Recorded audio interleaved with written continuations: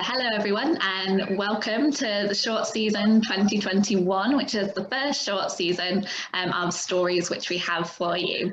Every single one has an element of being politically engaged and socially conscious, and they have something to tell you, but also have really strong character development and exciting plots to keep you interested throughout the whole year. So what we thought we'd like to do first is that obviously throughout the year we're going to tell you loads about the actual stories and get you excited for those, but we wanted to introduce you to the authors, who they are as people and their sort of publication journey and things that they enjoy doing when they're not writing and reading, and get to know them in detail. So first I wanted to tell you about the season as a whole. So first up in February we have our first release, which is Pigskin by David Hartley. Then over in April, we have PowerPoint Eulogy by Mark Wilson. In June, we have Muscle and Mouth by Louise Finnegan.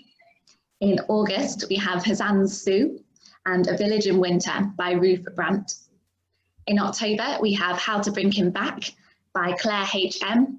And right over in December, if we can think that far ahead, we have The Guts of a Mackerel by Claire Redaway. So first, what I thought we might do is go through in that order so that everyone can introduce themselves and tell us a little bit about when you're not writing and what the day job is, or what you spend your time doing if you're not currently in work.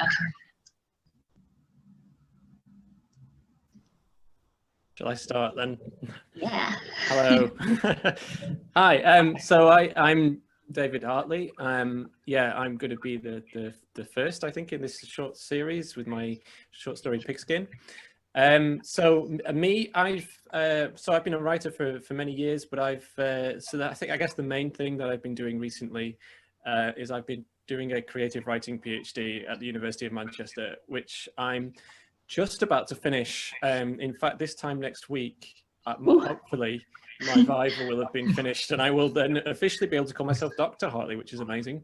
Also a little bit strange and a bit terrifying. But anyway, that's by the by. And that was a creative writing PhD. And so that was actually unrelated to this story, but it was all about autism and sci-fi and fantasy. So it's been an amazing kind of 4 years where I've been researching all of that kind of thing and trying to write a really elaborate and totally over-the-top novel, which even now I don't think necessarily works, but never mind. Oh, no. Well, probably it does. I don't know. I'm probably being too hard on myself. But anyway, yeah, that's me. And in the meantime, I've been just trying to do lots of different jobs. So I've been doing a bit of teaching at the university and a bit of admin work as well. Nice. But yeah, and I'm now looking forward to some time off from all that to write some more short stories, hopefully. But yeah, it's been good. And are you teaching horror at the moment, David? Yeah, well, I'm about to. Yeah, it's just been confirmed, which is really exciting. I'm going to be teaching on a horror cinema course, which is like really cool, and it's like I can't wait to get started on it. It's going to be brilliant for some second-year undergraduates at Manchester. So that's really good news. Awesome. And then over to Mark over in April. Yeah, thank you. So Mark Wilson, my short is called PowerPoint Eulogy. Yeah, and I have worked in an office forever, like just out of college, just kind of was kind of the inspiration. I hate to say that because there's some pretty heartbreaking parts in the story and a lot of just kind of suffering under fluorescent lights and just kind of like mundane office stuff. So it's kind of like a weird I guess just, I don't know, documentation of kind of that journey in some ways. But in my free time, so the one cool thing that I've done, I feel like during this COVID is I've created this free artist community in Chicago. So that's where I'm from. And what happens is that artists can post like materials that they need in this group, and then people who have extra materials or just like aren't using them can drop those materials off, and then that artist can create something and put it back into the community for somebody else to own and just kind of so yeah, I felt like it was a really cool way to keep that community aspect alive during this COVID time where we feel so isolated. And then also make art and available, available to people who may not necessarily have the either means to purchase that art or the means to create that art. So it's definitely been like a really cool experience and something that's taken up a bunch of time and a little bit of a, I don't know, a detour from kind of just like classic office life that I've been so accustomed to. That's really cool. So have you seen any of the artworks that people have created from the central base of community? Yeah, I have. Yeah, it's really cool to see what people are making. Like, I mean, so a lot of it is definitely Chicago inspired. Like, there's a lot of people that are making, pictures of like their favorite like bars, for instance, that we can't go to, like dive bars. The train, which I don't really miss that much. Like, the train is pretty run down and disgusting here, but it provides some inspiration in some ways for artists. But yeah, it's definitely really cool. It's been a weird trip to see people's the things that they gravitate towards and like the memories that they kind of want to express through that art. So it's been really cool. Yeah. Amazing. Cheers, Mark. And then over to Louise. Okay. Hi, I'm Louise. My short story is called Muscle and Mouth. And when I'm not writing, I wish I did more interesting things when I'm not writing, but really my life just seems to be either working or looking after my children or writing. It's just very much divided up between those three things. So I'm a teacher in a sixth form college. I teach English literature and I've got 2 young children. I'm writing a collection of short stories, which Muscle and Mouth is kind of part of that, or it's sprung from that world anyway. And I'm writing a novel as well, which I'm currently editing with an agent, and that's taken up absolutely all of my time. But it's really exciting, brilliant. Yeah, and I'm just trying to get through doing those things and get some sleep sometimes, and occasionally get outside and see some daylight and survive the pandemic, really. Yeah. Does your novel have a name yet, Louise, or is it in progress? Yeah, I mean, I've gone through so many titles with it. The birth of the novel's been a very long one, a very long gestation. It's currently called Out of Nothing, which I like and I'm kind of settling with. Yeah, I like that. But, you know, it's changed a lot so far, so I'm sure it could change again. Amazing. Well, I look forward to it when it's out.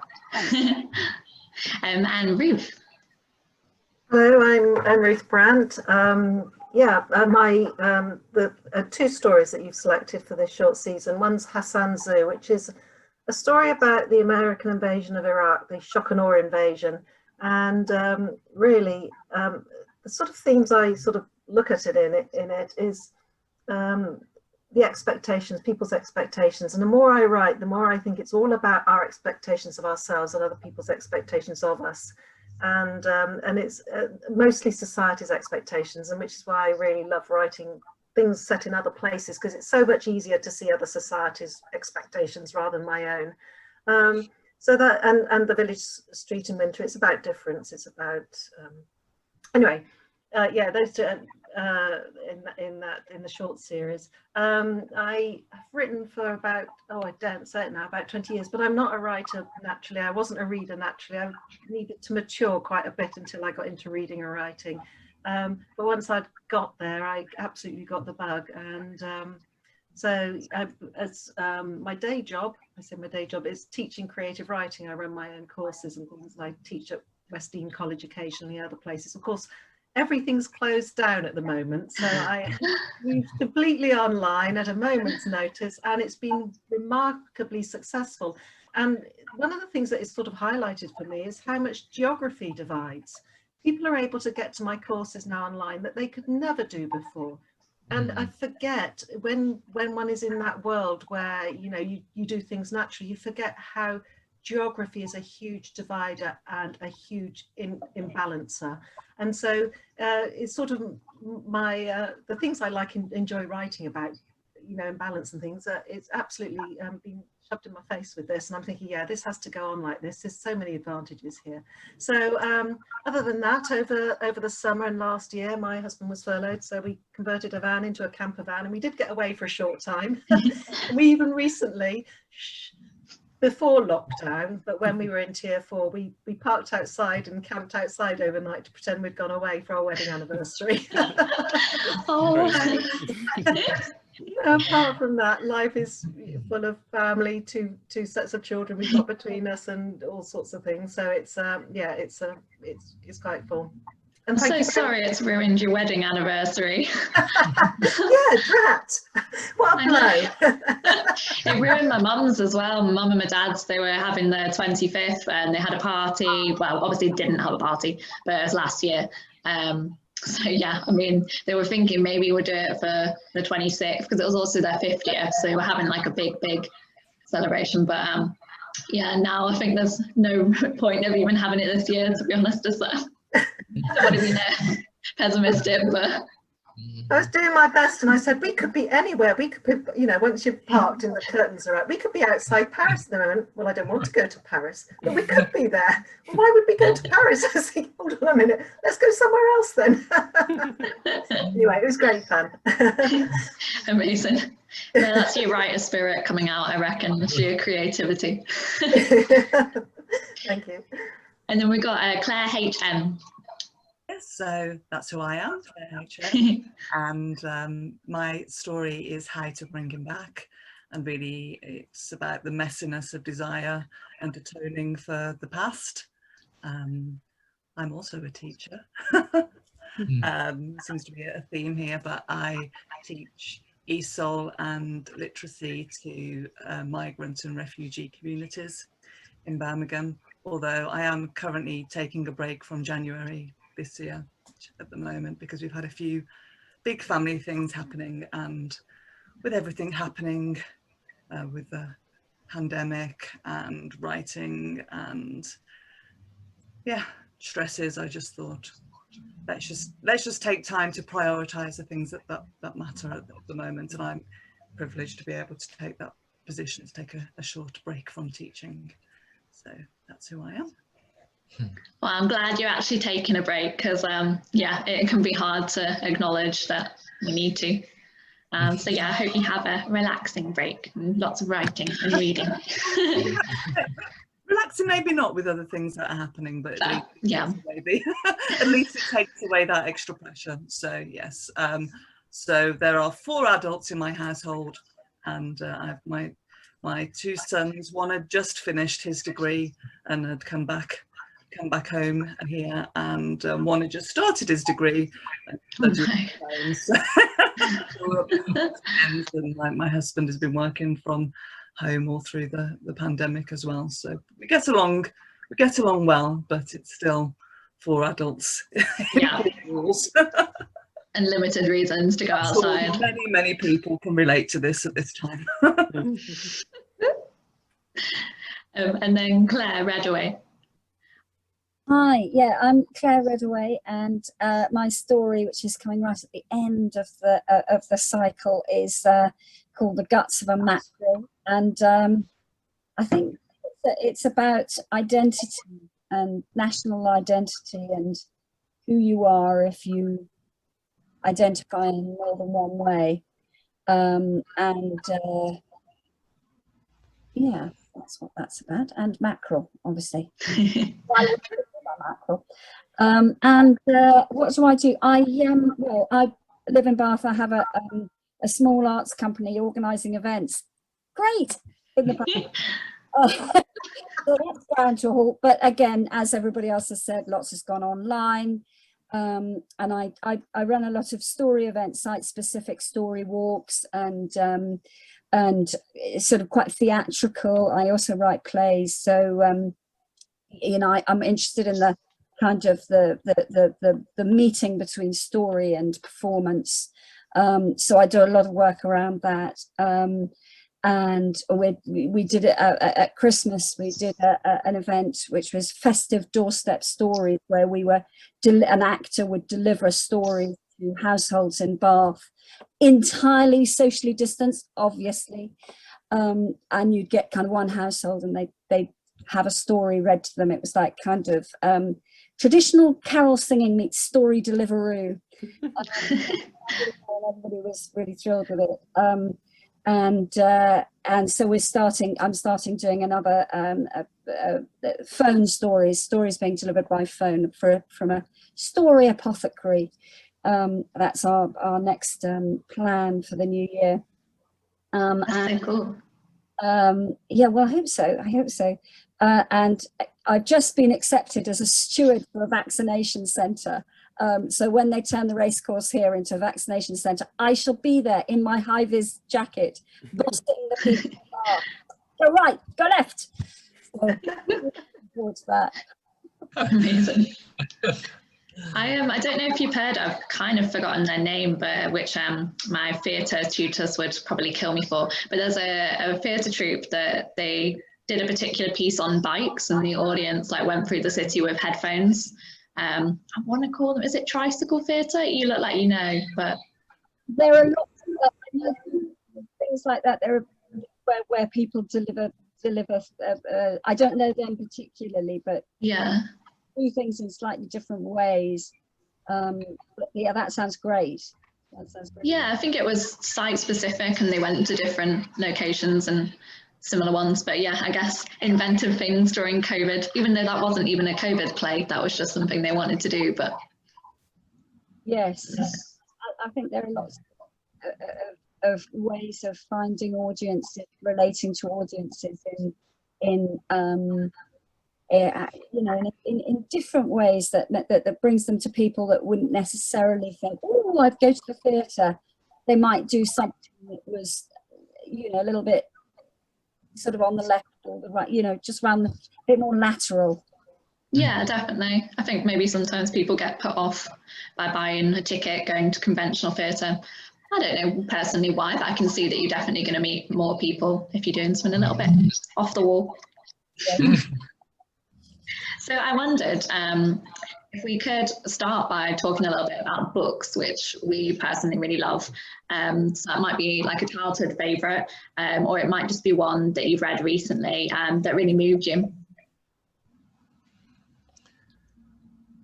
I think so it was funny when you sent the email out asking about this, like I was trying to think about it, and actually I've been having a really hard time reading right now, in some ways, because like it's just hard to focus sometimes. You're like super anxious, and like everything is just like seems like it's crashing around you and stuff. So I'm like, sometimes I just like can't really focus on reading. But it's funny, when you sent this out, I was thinking about this story by Franz Kafka it's called The Cares of a Family Man, and it's only 3 paragraphs long, but it's this incredible examination on like permanence and legacy, and it's about this little creature that doesn't really have any purpose in the world, but the narrator is like infuriated by it because he knows it's going to outlive him. So it's this weird like balance between, examining yourself and like, yeah, what makes sense for you to invest time and energy into, and like just this like kind of weird surreal state. But if anyone has a chance to read it, it's only 3 paragraphs, and it was like super moving and just something that I always go back to in terms of like kind of an inspiration for a lot of my writing.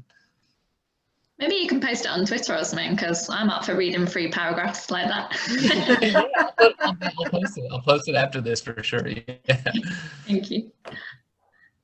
I've just been reading The Road by Cormac McCarthy, which is a dystopian novel about a father and a son walking south in the most horrific conditions.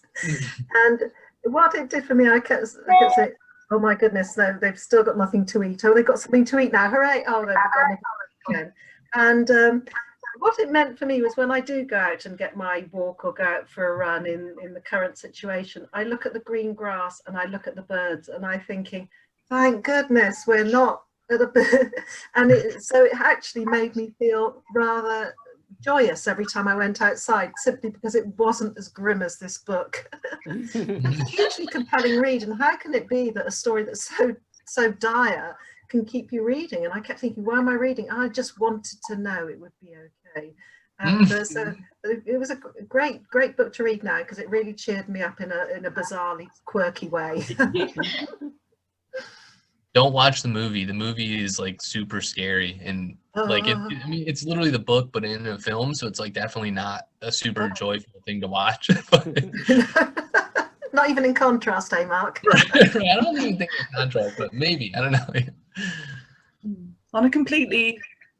I went on a completely different note thinking about it. I was thinking about what was the first book I could think of as a child that really moved me, and I was thinking it was an adaptation of a fable called Clown of God, and it's about an orphaned child who discovers that they can get people to give them food by juggling the food firsthand, and a team of travelling players come into the town where the child lives, and he joins them to become a juggler, and he develops this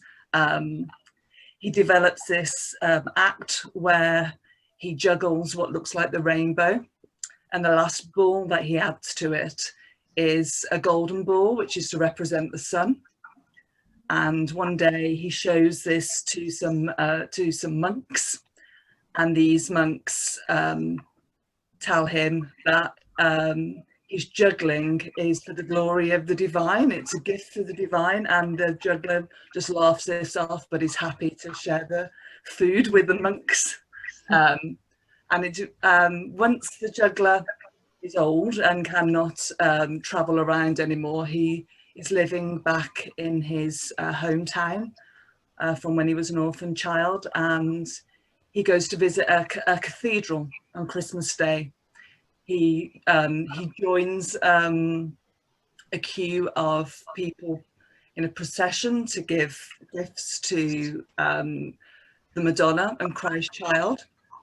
And when he gets there, he's just struck about how miserable this statue of the Madonna and Christ Child look. And he has nothing to give. He's still a beggar, as he has been his whole life. So he gets out and thinks, I'm going to do this juggling trick, going to try it one last time, even though he's had to retire it. And some people see him juggling in front of the Madonna and Christ Child, and just absolutely outraged by this. You shouldn't be doing this here. So they run off to tell the authorities, and he continues to juggle, and as he brings up the golden ball there, then he drops down, and the people come rushing back who've been with the authorities, see that he's fallen there, and the juggler has died, and they turn to see the Madonna and the Christ Child, and the Christ Child is holding the golden ball, and they are both, the Madonna and the child are smiling. And I was just trying to think about why this really touched me, and it still touches me to think of it now. And it's just about I relate it to myself writing. I've been writing for years without much publication success. So why do we carry on using the talents that we have? Why do we carry on doing these things? And it's just for this,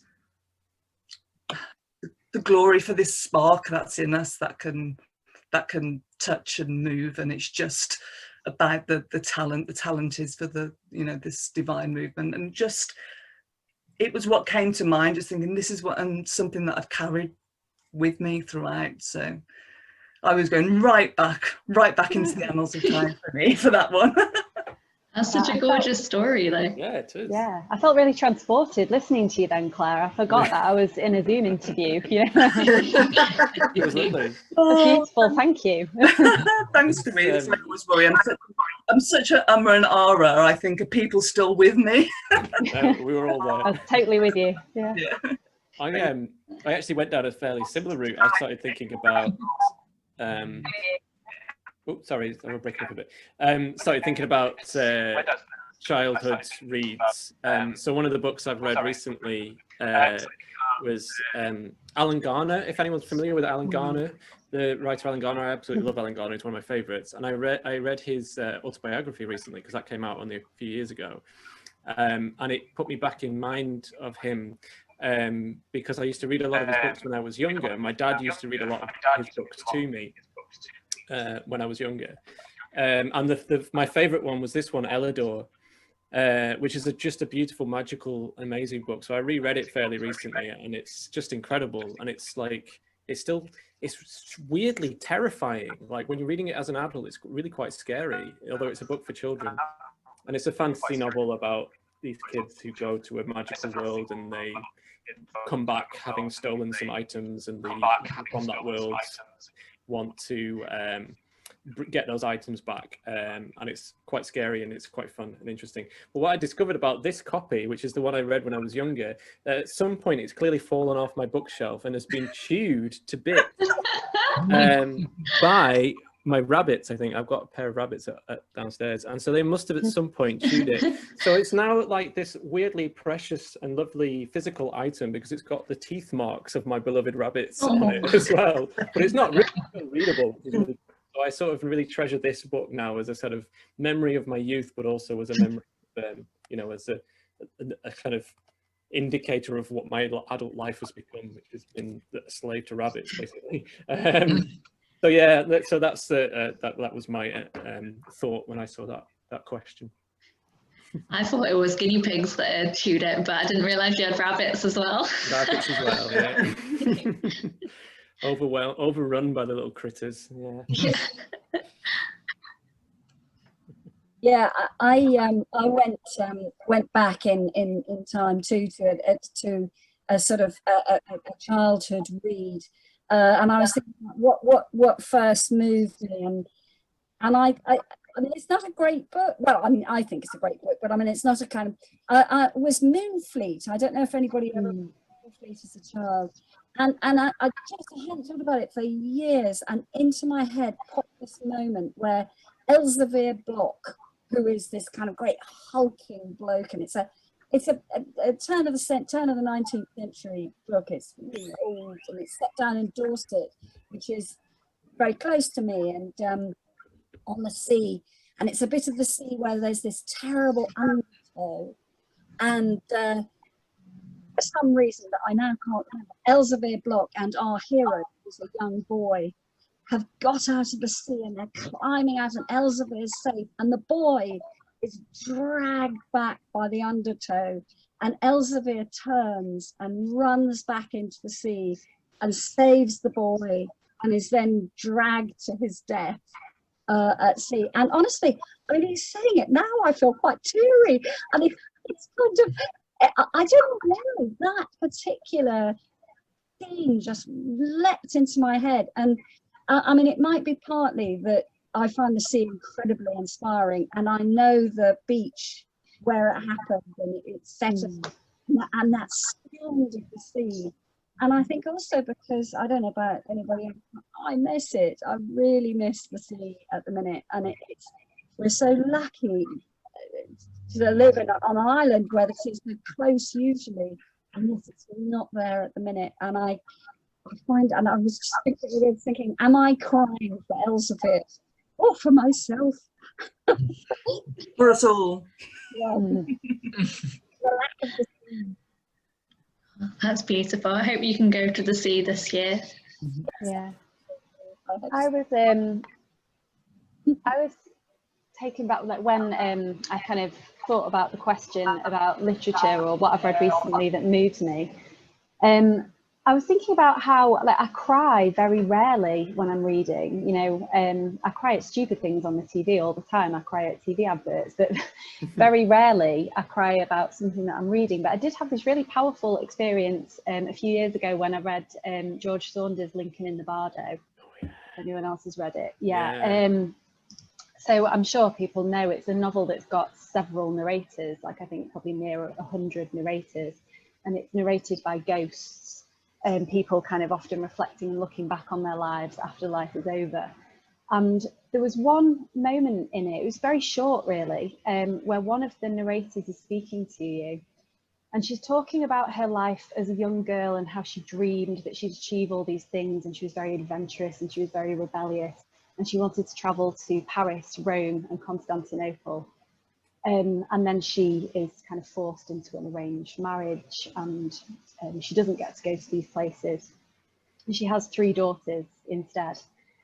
And it's this revelation of realizing that that is what her life is about. Her life is about her daughters. And she says her daughters become her Rome, Paris and Constantinople. And it is still this beautiful thing for her, and it's still exploration, and it's still travel, and it's still finding meaning. And that absolutely floored me. It just came out of nowhere. I mean, this narrator is probably only 1 page devoted to this narrator's story. And I just wept, you know, I just hadn't seen it coming at all. And I was just beginning to recognize the momentum that Saunders gathers by using all of these narrators, and the power of all these voices and all these lives kind of crowding in on each other. And yeah, I've really cried at that, and it's unusual for me. It's not something that happens very often, but I did find it really moving. And if anyone hasn't read it, yeah, strongly recommend that. It was useful. I haven't read it actually, so I think that it's got like a room of approvals here, so I think I might now. Incredible book, yeah, incredible. That's the book I got here. Well, here at the moment, his short story collection. Oh yeah, I've been going through that yeah. today. I just read that. It's so good. Lovely, isn't it? Yeah, really good. Lovely. I wanted to know now what authors that you never used to like, but you've actually grown into and that you've started to read more of. Mine has to be, and this is going to be a real sort of cringy one, Shakespeare. I just didn't get it. I so didn't get it. I not only didn't get it, but I didn't want to get it. I was a rebellious youth, and I didn't. But as time went on, I saw a couple of productions by the Royal Shakespeare Company that I was sort of forced to go to. And now, as an adult, I think, oh my goodness, what an amazing man writer. He absolutely captured what being a human's all about. And good Shakespeare, well done. It could be, they could be speaking Japanese and you still understand it. You know, it's so yeah, I have to say it's one of those things that I probably wouldn't have given any more time to, but yeah, Shakespeare and his poetry as well. Oh my goodness, I'm blown. As I say, I think I'm slowly maturing in this life, and as I get older, I slowly get him. But yeah, I was just going to talk about E.M. Forster, because I have to teach E.M. Forster as part of the A-level literature course that I teach. I teach A Room with a View. And I remember the first time that I read it, I've maybe read some Forster before for my own A-level. And I remember the first time I read it, and I'd realised, like, as I started reading A Room with a View, that sixth formers these days, like the sixth formers that I teach, and also me myself when I was that age, it just feels very inaccessible. It feels kind of posh, really, I suppose. That's how it felt to me as a teenager. And it felt like it's this very specific world, a very specific social group of people living in a very specific time. And it's meant to be funny, but I just absolutely didn't get that it was funny at all. It was satire, but I mean, I can get that Jane Austen's funny, but I couldn't get why E.M. Forster is supposed to be funny. And I'm so glad that I pursued with it because I had to, because I was teaching it. So I read to the end, because that's always a good idea when you're teaching something. And by the end of the novel, I'd completely fallen in love with it. And I've taught it about 10 times now, and E.M. Forster's become one of my favourite writers. And I think it is always like, there is a lot of writers where they're writing from a time period where you have to push through, you have to really try and work hard to engage what it is that they're saying to you. But I definitely think it's worth it with Forster. I'm so glad that I did. What I thought that I would be interested in is when you're thinking about your own writing, what do you find the most challenging? I feel like the hardest part for me is distilling, is that final distillation process of like making everything into a nice succinct either like pitch email or like the back of the book blurb, where it's like you have all these super complex thoughts and feelings and emotions that have kind of unfolded and evolved throughout the book. And then it's like, oh, but that can only be 5 sentences in an email or on the back of a book. It's like, I don't know how I'm going to consolidate all of this stuff into 5 sentences. So I feel like that is like definitely the most difficult part for me, is that distillation process. It's like, it's always painful and it's always super hard to get everything you want into that little tiny blurb.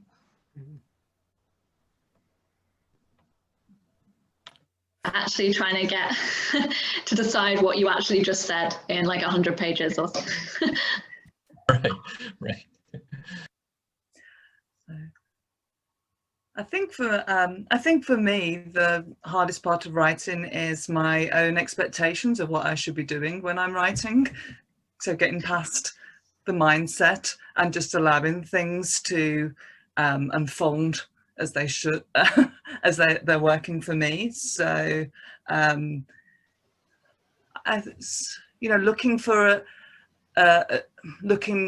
for advice, looking for writing advice. I like to read a lot of how-to books. Just it's one of my vices, I would say.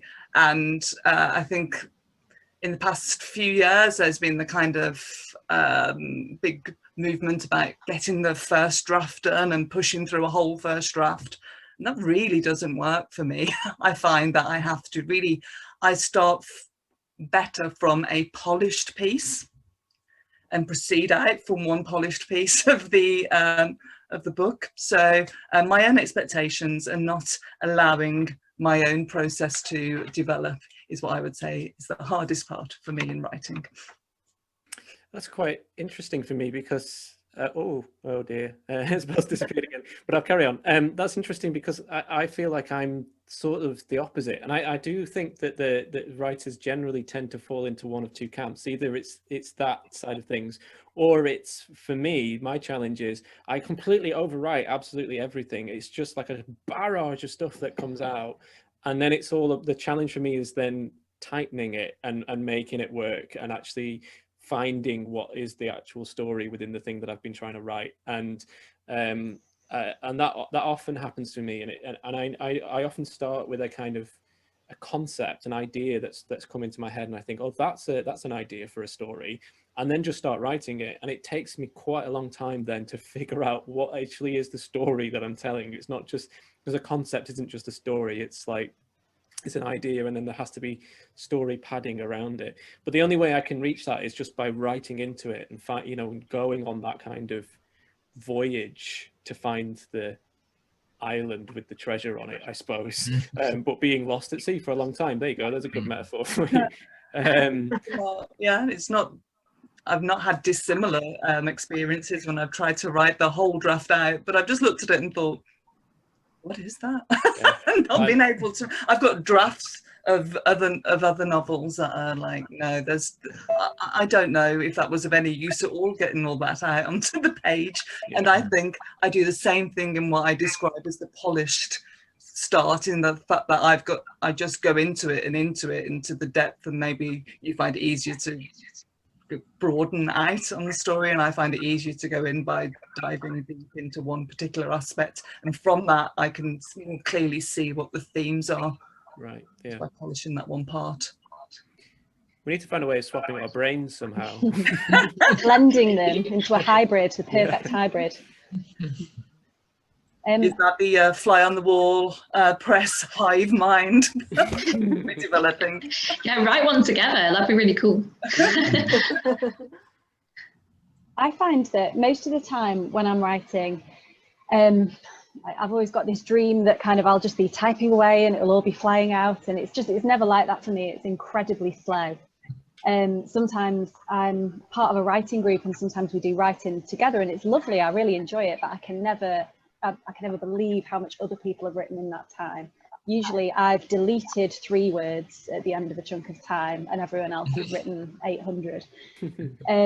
But I find that most of the time I'm just sat there trying to work out very, very precisely what something is like. And that's just what really hurts your head, isn't it? Just trying to describe something, not even in a particularly original way, just in an accurate way.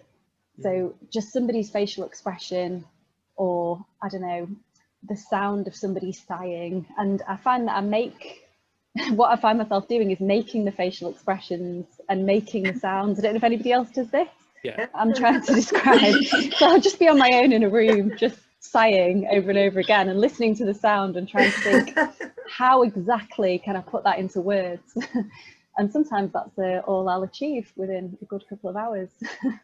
I don't know how I've ever written a novel, actually. I find I totally relate to Claire and Dave in terms of that last little bit, that bit where you've got something. Getting going is hard, by the way, and then keeping going is quite hard, but the last bit is quite hard as well. That bit where you've got something you like and it's good, and you think, but what am I saying? And particularly in short stories, it's honing it down, taking all the extraneous stuff out to make the point. You think, what point am I? And often I'll have sent a story out somewhere and it'll come back. Obviously they all come back all the time, and not suitable, or thank you very much for your time. And I'll look at it again, I think, yeah, because I haven't made the point, and it's that bit, it's that final, I reckon it's the final 2% of a story that takes 90% of the time. It's just pulling it together so neatly and concisely. And so, and yes, at novel length, of course, that is a sort of a bigger thing, you know, a much bigger thing that you're dealing with, because you're pulling the whole thing into this cohesive point, one very small point you're making in a novel, you know. So yes, at all points in writing, I find that bit, that really making sure that preciseness is there and the crispness is there in a story at the end. That's kind of why all writers need rejections, isn't it? Because we always need that to like kick up the bum sometimes, to be like, your story isn't right yet, and that's why we've rejected it. And it's like, that has been so useful in the past, where I've got a story back and I've been like, why has this been rejected 5 times? And I read it and I go, oh yeah, I can see it now. Yeah, why didn't I think that 5 months ago? It's so positive that you No, I was going to say that one of my stories got rejected 11 times, and I thought, but I had this faith, I thought there's something here, and I rewrote it again, yet again, and it got published in Litro, and I was thinking, hooray, because it was that, as Dave says, that process of refinement. Every single time it comes back, it gets rewritten, goes out again, every single time, and it's that really fine tunes what you're doing, doesn't it? Yeah.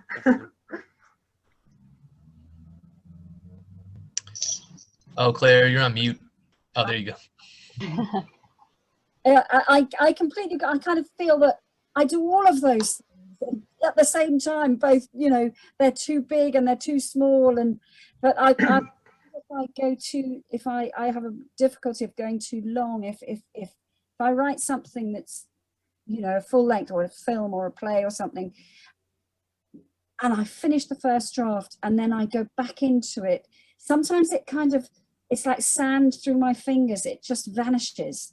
And you know, you pick up a thread and you pull, and then you think, oh my God, if I move that thread, there's nothing there. Struggling to try and get the thing back. And, you know, I think for me, that whole editing process, which is so healthy and so good, sometimes it just can go so wrong for me. It can go, and then you have to leave it and take a step back and then say, actually, this isn't all, because I think it's really easy for me, I don't know about everybody, to go in and just say, well, it's all crap, it's all absolute rubbish. And I think that's also a danger. I think maybe I go for that polished aspect, because if I think there is one good piece in this that I made, so I can hold on to it, I know that little bit isn't the crap bit. I call that whole thing, Claire, that you described so beautifully, word Jenga. And in poems, but in flash fiction, short stories, you take one word out and the whole thing, I've got nothing, I've got a pile of words, I've got nothing, and it's just one tiny change. You think, what did I do? Control Z, Control Z. Yeah, word Jenga. Excellent description. So I've got like a few now, and I'm thinking which ones, because I feel like my next question is quite brutal, but maybe you'll have interesting things to say on it, so I'll ask you it anyway. So a lot of the stories in the season, they ask a reader to think quite deeply and think about the themes.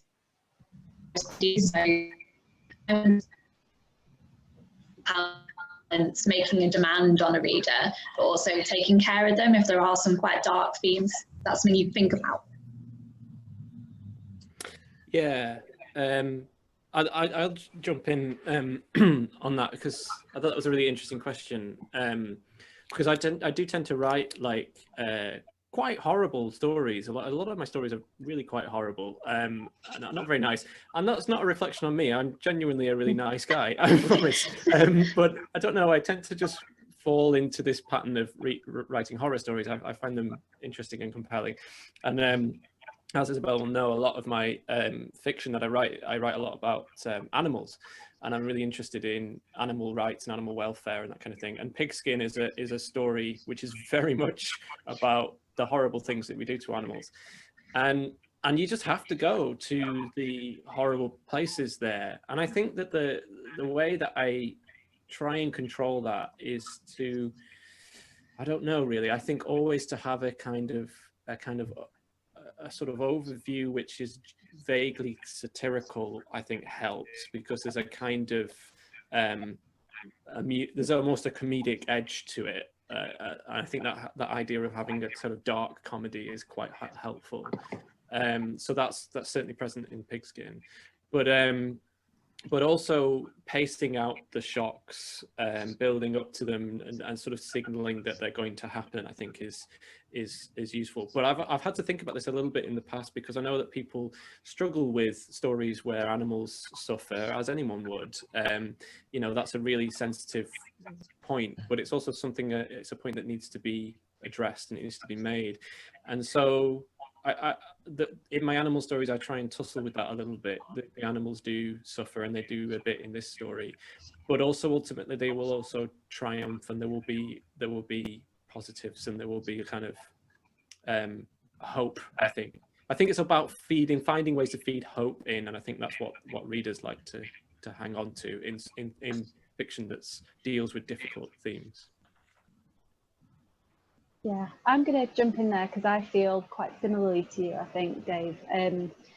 So my story, Muscle and Mouth, and a lot of the stories that I write usually set in areas like inner city, urban areas where people come from backgrounds that are quite deprived, or the word that's used is deprived, but really that's the thing that I'm trying to challenge. So a lot of my stories are set in council estates or in high-rise flats, or I don't know, in failing schools, or in decaying and falling apart seaside town resorts, but places where people actually don't really want to go usually, and where they probably don't want to spend a lot of time. But what I'm trying to look at in a lot of the stories is how there is this real richness in these worlds, and there is this beauty as well. And Muscle and Mouth is a story about a girl who her teachers assume that she wants to escape from her background, but actually where she's from is really precious to her. So often my stories are quite dark, and they're set in places where, you know, it's not so easy to give it this lyrical, beautiful description. You know, it's perhaps not a place where people want to necessarily spend time in their heads when they're reading. But I think what Dave said is really important, giving it a little bit of humour where there is humour. And also a bit of heart, I suppose. Always just remembering that the characters, all of them, like even some of your darker characters, there's going to be some warmth there somewhere, or some heart, or something to attach to. So I try to really work hard on the characters to kind of make that beauty and that richness that I'm talking about come out through the settings as well.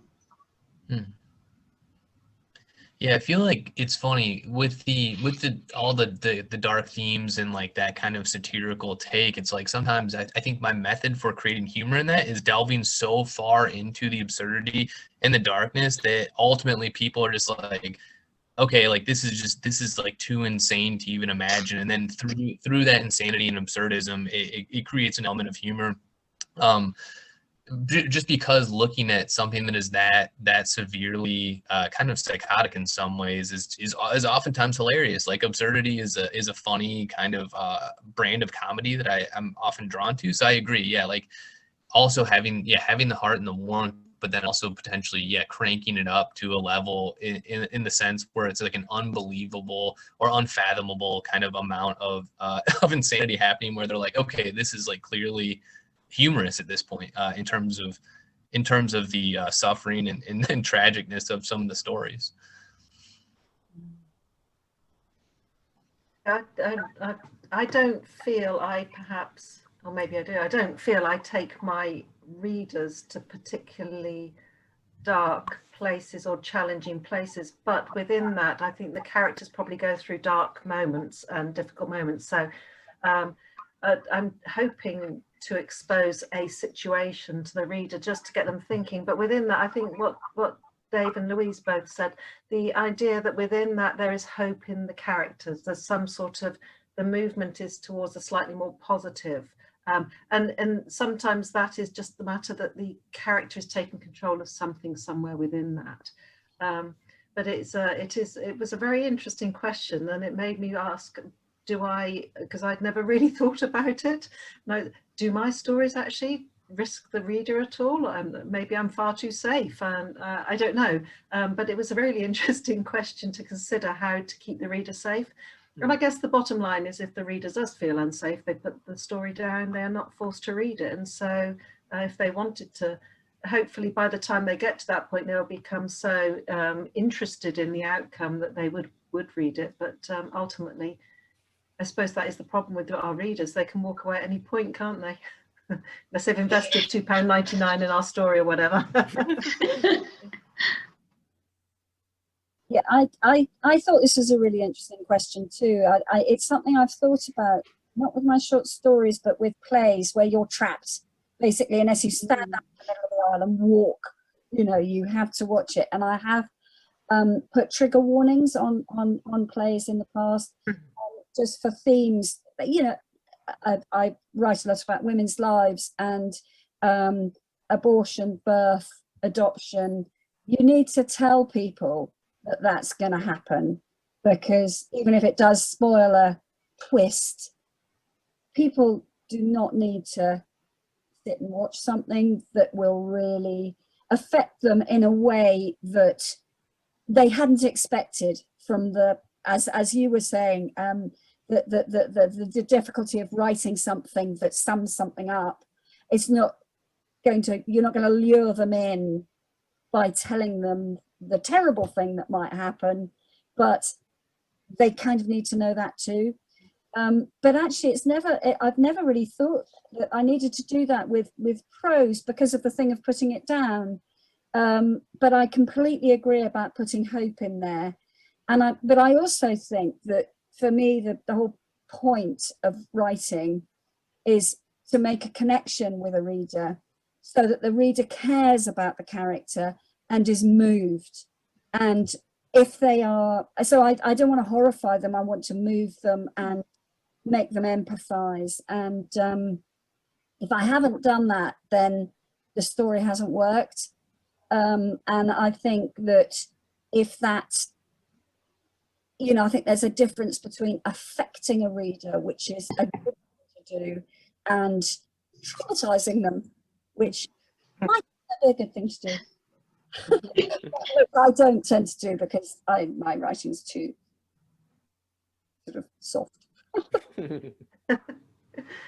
I think I would pick up on a lot of themes from what I've heard the rest of you speaking about there, and I think that the darkness, I can how to bring him back. There is certainly a lot of grotty and gritty descriptions in there of some of living circumstances and choices that the main character in there, Kate, makes.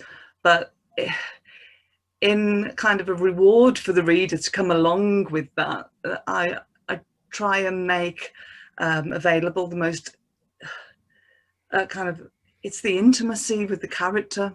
There will be all of the grottiness of it, but that's yeah, life, our grotty and gritty choices, and you'll get there with the intimacy with the character.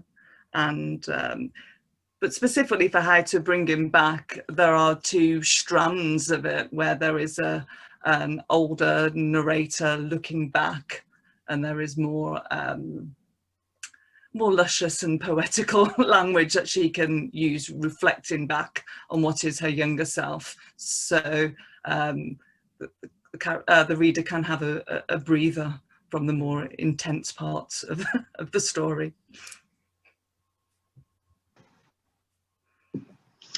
And so I wonder, can I ask one more, if that's all right?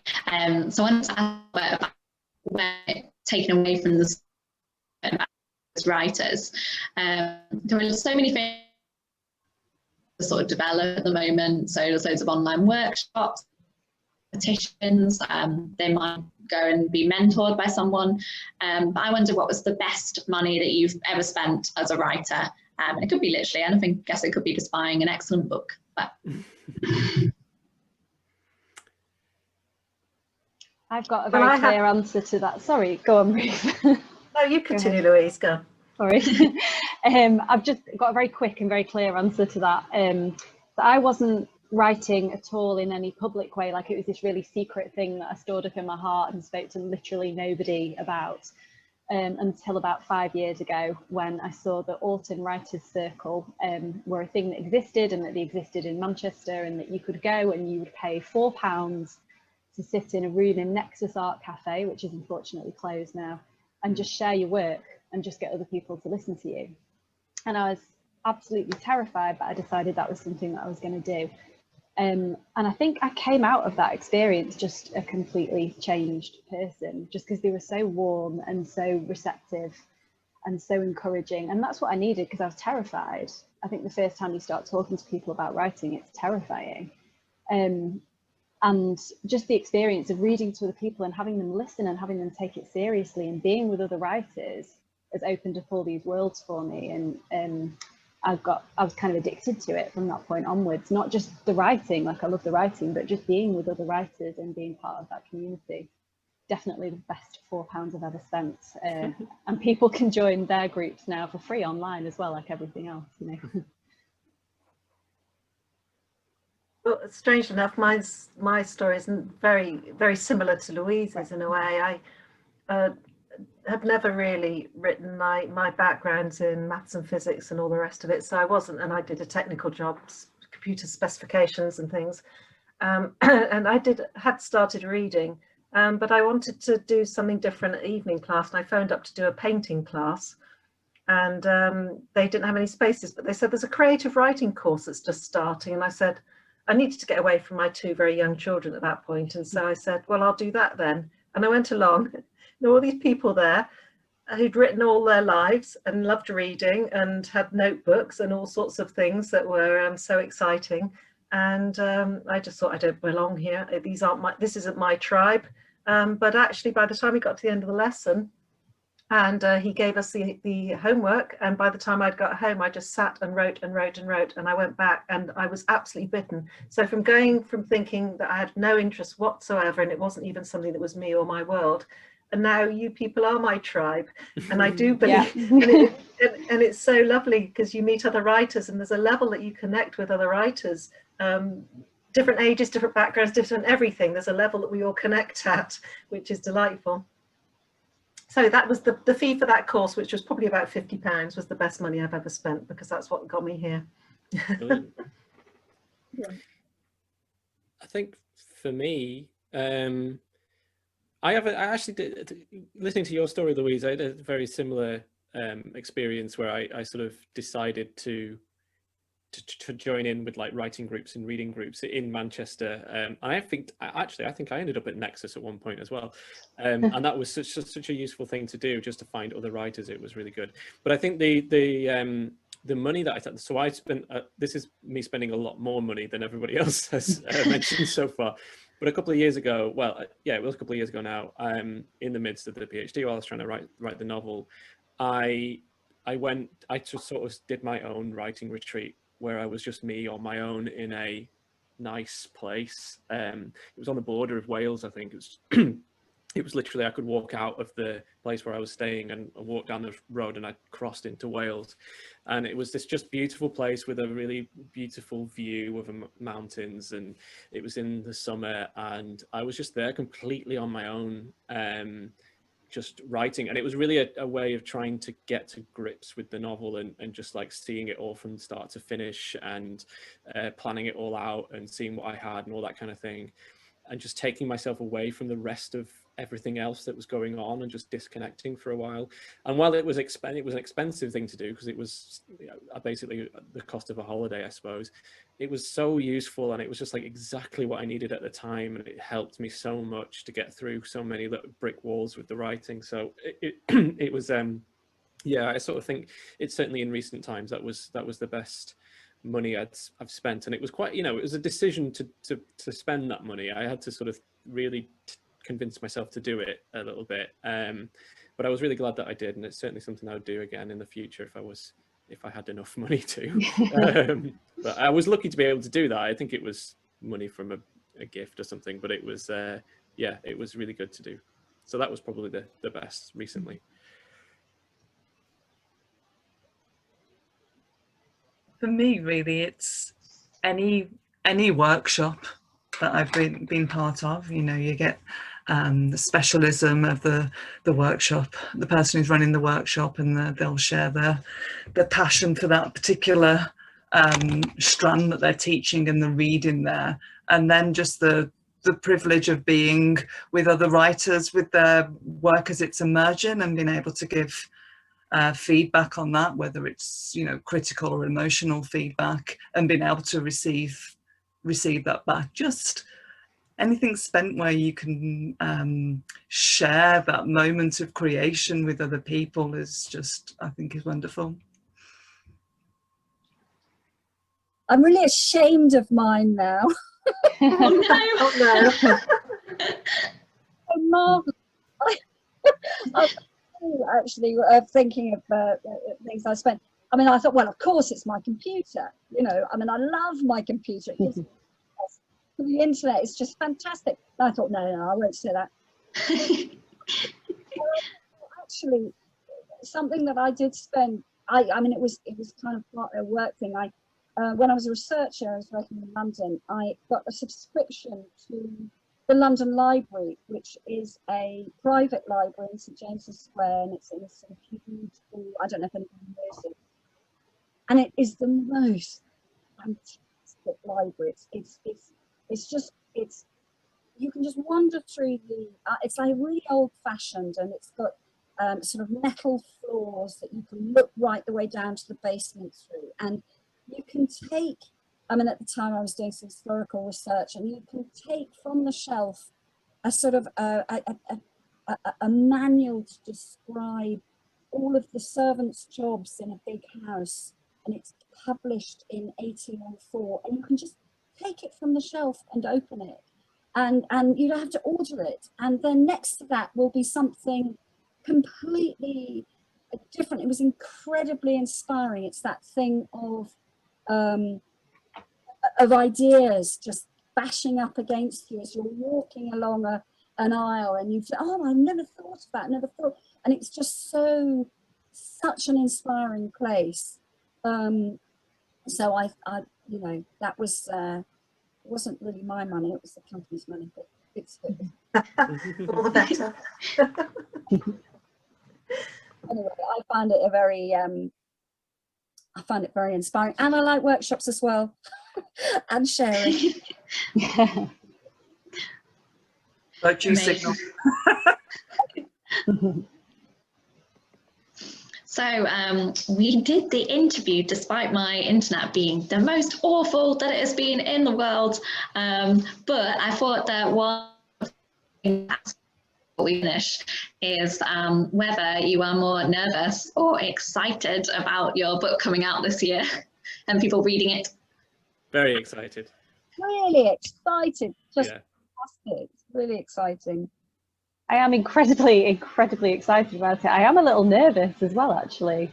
I'm sure lots of people are. Just I don't know, just when other people that I know in normal life tell me that they've read my stories, I find that quite scary. I want them to read it. Like, I don't want them to be put off, but I want them to read it. But It's that thing, isn't it, that the worst thing about not being published is being published. Yeah.